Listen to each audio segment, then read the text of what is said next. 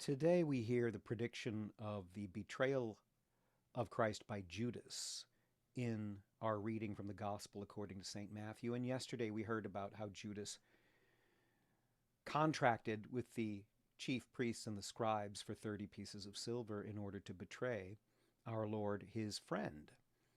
Um, I think we can understand the betrayal of Peter better when Peter denies Jesus 3 times, because Peter does it out of fear, and Peter is impetuous to begin with and doesn't always think before he acts. Also, when Paul persecutes Christians, Paul does it because he thinks that Christ and his followers were blasphemers and deserve to be punished for taking a stand against God. Paul is mistaken, but he acts with a certain integrity. He acts with the integrity of the faith as he understood it before his conversion. But in the case of Judas, what's going on here? You know, Dante wrote his Inferno. And in Dante's Inferno, he has an imaginary picture of hell. And even though Dante lived in the Middle Ages, it's based on a kind of tradition, and I think we can understand how he classifies the seriousness of various sins. In Dante's hell, the first circle is limbo. It's not really hell. It's where people don't see the beatific vision. They don't see the face of God. These are the unbaptized and virtuous pagans. But then you get into hell proper. The least serious sin, although it sends you to hell, is lust. It's a sin of the flesh, and I think we can understand that.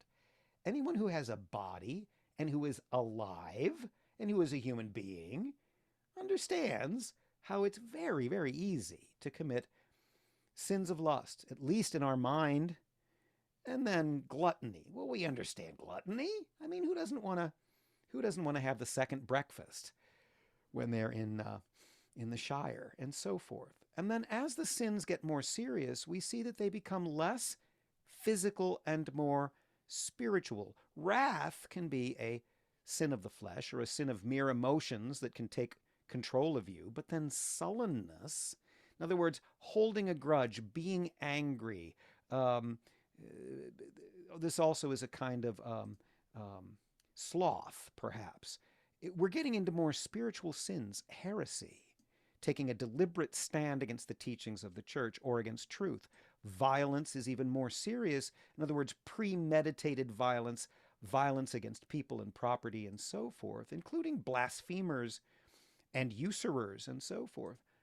And then more serious even than that is fraud, because fraud is a sin against the very nature of truth and people's putting their trust in someone else, and it's related to this final and deepest circle of hell, treachery or betrayal or treason, where betrayers of special relationships are held.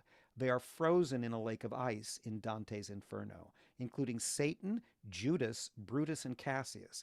Brutus and Cassius were friends of Julius Caesar and betrayed him and assassinated him. I don't know, students, if you've had enough life experience yet to have been betrayed by a friend.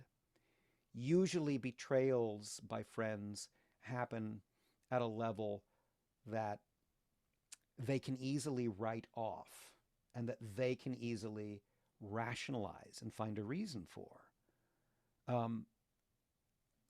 But you've probably at least seen this happen, and it happens a lot in marriages. A friend of mine was married for 24 years. He was a devout Catholic. His wife was supposedly a devout Protestant. And she told him, I've got a boyfriend. I want a divorce. I've been cheating on you. Sorry, Charlie. It's over.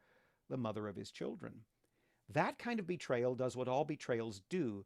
It makes you call the whole history of your relationship into question. Because if she was capable of that at that time, she was capable of it all along. And you wonder about yourself and how you could be taken advantage of like that by putting your trust in someone who betrays you.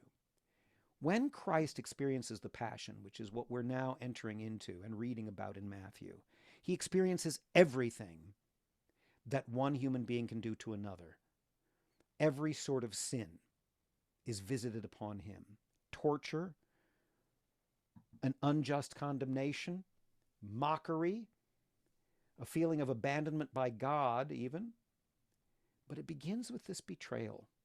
It begins with an apostle who has been there through the public ministry, has seen the miracles, the feeding of the 5,000, the healing of the lepers, the raising of the dead. He has heard the parables. He has heard the teaching.